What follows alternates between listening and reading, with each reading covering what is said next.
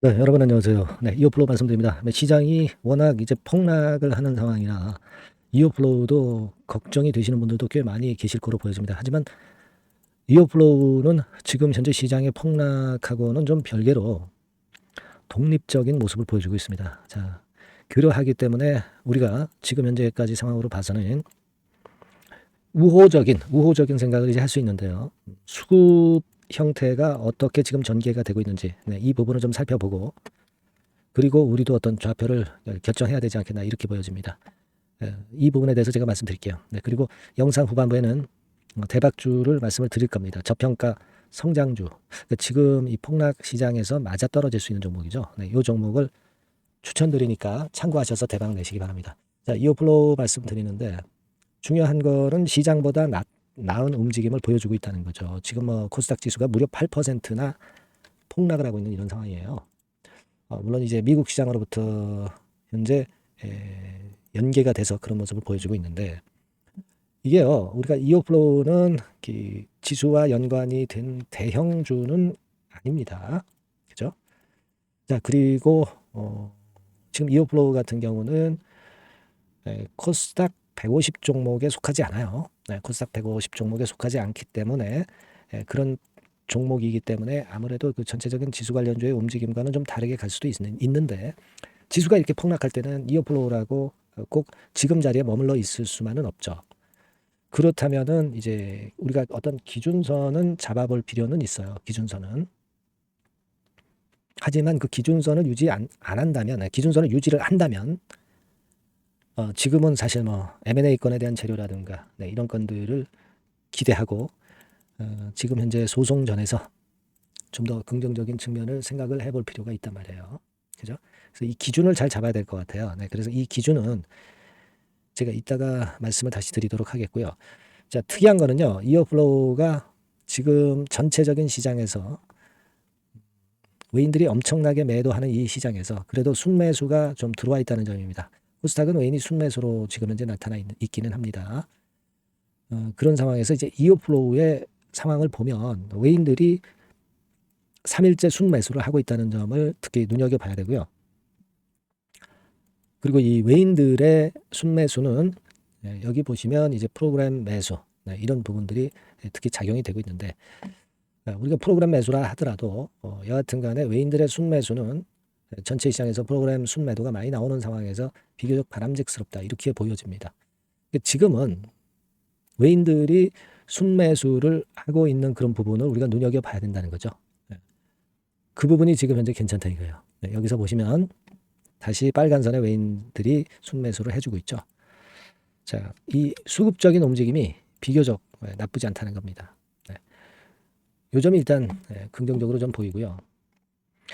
우리가 그 이어플로우가 M&A 건에 대한 재료도 있고 사실 그 맥신 건과 관련된 이런 재료들도 다시 등장이 된다면 참 좋죠. 이 자회사가 맥신 기술을 보유하고 있기 때문에 자, 이런 건에 대한 재료가 나와줬으면 하는 그런 생각도 해봅니다. 뭐 여러 가지 재료가 있을 수 있겠지만은 이런 건이 모멘텀이 될 수도 있어요, 여러분. 네플리아 바이오죠, 네플리아 바이오. 이런 것들이 기사가 예전에 그 작년도 8월 달에 나왔는데요. 네, 지금도 이런 건의 재료가 좀 모멘텀이 됐으면 좋겠다는 생각이 듭니다. 그리고 이제 가장 중요한 것은 우리가 소송전에서 유리한 행보를 보여줄 수 있는 그런 건의 모멘텀이 지금 현재 있잖아요. 인슐렛과의 소송권에서 유리한 위치를 최근에 점유하고 있다는 것이 이것이 가장 큰 모멘텀이 되겠고요. 그리고 뭐 예전부터 나왔었던 그 M&A 건에 대한 모멘텀도 주가를 크게 끌어당길 수 있는 모멘텀이 된다는 겁니다. 네. 이것도 우리가 봐야 됩니다. 그리고 또 하나는 이어플로우는 예전부터 크게 급락을 하면서 그리고 바닥을 좀 다지면서 썩은 매물들은 다 정리가 사실 됐다. 이렇게 봐야 하겠고요. 최근에 올랐다가 조정을 받았다가 다시 위쪽으로 튈 만한 그런 모양 형태를 유지하고 있다는 거죠. 그냥 속락하는 그런 흐름이 아니라는 겁니다. 그게 제가 볼 땐 좋아요. 물론 이제 시장의 어떤 그 유탄을 맞는다면은 이어플로우도 뭐 무사하다 이렇게만 볼 수는 없겠지만은 이미 급락했다가 바닥을 만들어서 이제 올라오는 초기 국면으로도 볼 수 있는 상황입니다. 대개 이제 제가 판단할 때는 이 스케일이 좀 크게 보면 10,000원대 라인 있죠. 네, 이 10,000원대 라인이 종가 기준으로 다시 깨지지 않는 이상은 지금 매도는 의미가 없고 물량을 유지할 이유가 있다 이겁니다. 요걸 기준점으로 좀 봐야 되지 않느냐. 네, 이런 생각을 저는 말씀을 좀 드리고 싶어요. 물론 실적 발표 아직 안 했죠. 네, 그래서 이 건에 대한 부담은 있습니다. 하지만 이어플로우가 실적이 안 좋은 것은 누구나 알고 있는 재료예요. 네, 그러면 이것이 발표가 돼서 악재가 노출됐다면 주가는 반전을 꾀할 가능성이 있다는 겁니다. 그리고 시장 폭락하여서 지수 관련주는 아니기 때문에 너무 큰 부담을 가질 필요는 없지 않겠나. 다만 이제 기준 선만 유지를 할 정도의 조정이면 우리가 견뎌볼 필요가 있다는 논리로 접근하실 필요가 있다라고 저는 보고 싶어요. 어쨌거나 이 M&A 건에 대한 모멘텀이나 또는 인슐렛 소송건에 관련된 이야기 그리고 자회사 건이나 다른 그 호재 요소 이런 것들은 항상 갑자기 나올 수 있어요. 그리고 악재가 될 수 있는 것도 물론 안 나온다고는 볼 수 없죠. 이럴 때는 어떤 매매를 해야 될 건가 이게 굉장히 중요합니다. 그래서 그 부분은 제가 계속 신속하게 실시간으로 여러분들을 도와드릴 수 있어요. 네, 이어플로우라고 문자 주신 분에게는 그 정보를 제공을 할 겁니다. 아시겠죠? 최근 워낙 시장이 순간적으로 급변하고 어려운 시장이기 때문에 이런 그 어떤 방어막은 필요합니다, 여러분. 이어플로우라고 꼭 문자 주시고요. 저도 최선을 다해볼게요. 그리고 제가 그 저평가 성장주 대박주 하나 찾았다고 말씀을 드렸습니다. 지금 시장이 워낙 어렵기 때문에 저평가 종목에서 모멘텀을 찾아야 돼요. 바닥을 다져서 이제 올라오는 종목을 보셔야 됩니다. 이미 내리기 시작하는 종목은 영양가 하나도 없어요. 아시겠죠? 지금 대박주 말씀드릴 테니까 말씀 잘 듣고 좋은 매매 하셔서 대박 내실 수 있으면 좋겠어요. 네, 말씀드리겠습니다. 네, 대박주 말씀드립니다. 자, 요즘 시장이 상당히 힘들기 때문에 여러분들이 테마주를 따라서 개별주를 한다 하더라도 미리 그 테마를 알고 들어갔다 하더라도 주가가 먼저 많이 밀리고 나중에 반짝하는 경우가 많아요. 그러니까 이 중소형 개별주도 쉽지 않고 그렇다고 해서 이제 대형주 섹터를 들어가 봐도 되게 2차전지, 반도체 이런 쪽들 매매해서 수익을 내기가 상당히 힘듭니다. 그러니까 이런 때에는요. 저평가된 종목을 매수해서 대박을 내는 그것이 지금 이런 타임에는 상당히 저는 맞다고 봅니다. 근데 그냥 저평가만 됐다고 해서 이런 종목만 우리가 국한해서 하는 것보다는 성장성까지 겸비한 종목을 매수를 하는 것이 필요합니다. 사실 이게 이율배반적이기도 하지만 이거 두 개의 성격을 다 겸비한 그런 종목이 있어요. 이 종목을 제가 한번 찾았는데요.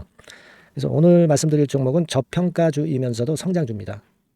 자, 목표는 되게 우리가 과거 시세 대비해서 이제 막 생바닥에서 올라가는 것이기 때문에 되게 더블 내지 세 더블 정도 요 정도 가야 이제 매물이 있거든요. 그 이전까지는 매물이 없어요. 그래서 목표는 이렇게 잡아볼 필요가 있다. 이렇게 말씀 좀 드리고 싶고요. 섹터는 여러분들 이미 많이 올라갔다가 내리는 종목들 이런 것들은 반등을 주고 더 밀려버리는 그런 속성이 있기 때문에 제가 볼 때는 좀 신선한 쪽에서 섹터를 구하시는 게 더 좋아요. 그래서 조금은 최근에 아주 크게 오르지 않았고 이제 막 올라가기 시작하는 이 엔터테인먼트 섹터 중에서 하나 선택을 해봤어요. 주가 수준은요 적당한 수준이죠. 10,000원 내지 한 30,000원 그 사이에 있습니다. 그리고 이 종목이 아주 등치가 작은 중소형주는 아니에요. 하지만 유보율 같은 경우도 한 3,000 내지 5,000% 정도 있는 생바닥에서 이제 막 올라오는 종목 약간은 이제 대형주 성격에 가깝다고 봐야 될 것 같아요. 하지만 탄력이 있을 겁니다. 지금 말씀드린 유보율 같은 경우도 확실하고 재무구조가 확실하죠. 재무구조 확실하지 않은 종목은 제가 추천 안 합니다. 유동성 현금, 그러니까 단기간에 현금을 만들 수 있는 유동성 현금이요. 여러분 한 3,000억 내지 4,000억 정도 있어요.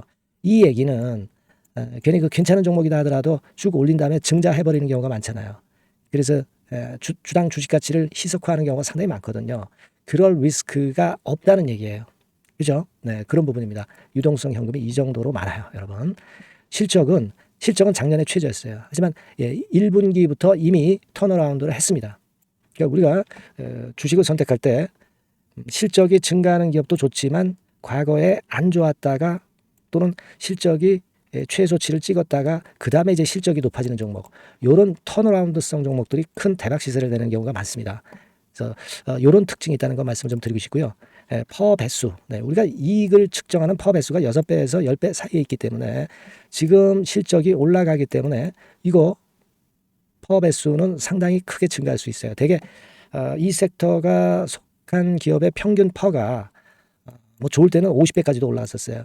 되게 한 20-30배 정도는 갑니다. 근데 지금 퍼가 6배 내지 10배라고 한다면 더블 내지 3더블을 분명히 보일 가능성이 높다 이렇게 봅니다. 그리고 자산 가치로 따져서도 PBR이 한 0.5배수 내지 0.9배수거든요. 근데 이게 자산 가치가 지금 이 정도면 굉장히 저평가입니다. 왜냐하면 우리가 자기 자본 수익률 같은 경우 되게 20 내지 뭐 50%까지 갔던 종목입니다. 그렇다고 한다면 PBR 수준이요. 2배 내지는 5배 정도까지도 PBR 수치가 더 올라갈 수 있는데 이제 0.5배 내지 0.9배수라는 얘기죠. 이런 종목은 여러분들이 꼭 놓치면 안 돼요. 네. 매매 기간은 한두 달 후 정도의 시세 분출을 기대하는 겁니다. 그러니까 미리 사는 거죠. 근데 조금 기간을 길게 보셔도 됩니다. 3개월 정도 기간으로 봐도 무난하다 이렇게 말씀드리고요. 수급적인 측면에서는 외인들이 들어오기 시작했어요. 외인들이 화끈하게 지금 한 일주일 정도 들어오고 있고 기관은 이미 들어와 있고요. 외인 기관 쌍끌이 매수가 펼쳐지고 있어요. 그러면 가는 거죠. 그죠? 그리고 중요한 거는요. 3-4년간 조정을 계속 보였어요. 3-4년간 계속 하락을 했습니다.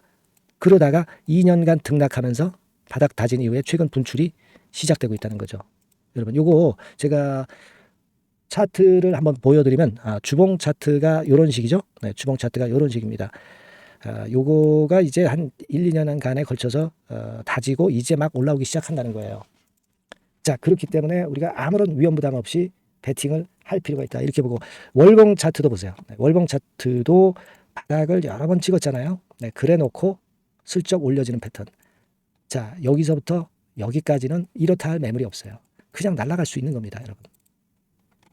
아시겠죠? 예, 요런 종목이에요. 그래서 요 종목 여러분들 한번 잘 해보시고요.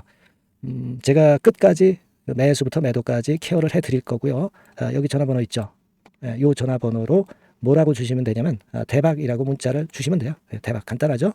대박이라고 문자를 주시면 제가 최선을 다해서 매수 시점부터 매도 시점까지 여러분께 최선을 다해서 도와드릴 거예요. 네, 아시겠죠? 이번에 이 대박주는 한번 잡읍시다. 네, 자 그렇게 말씀드리겠습니다.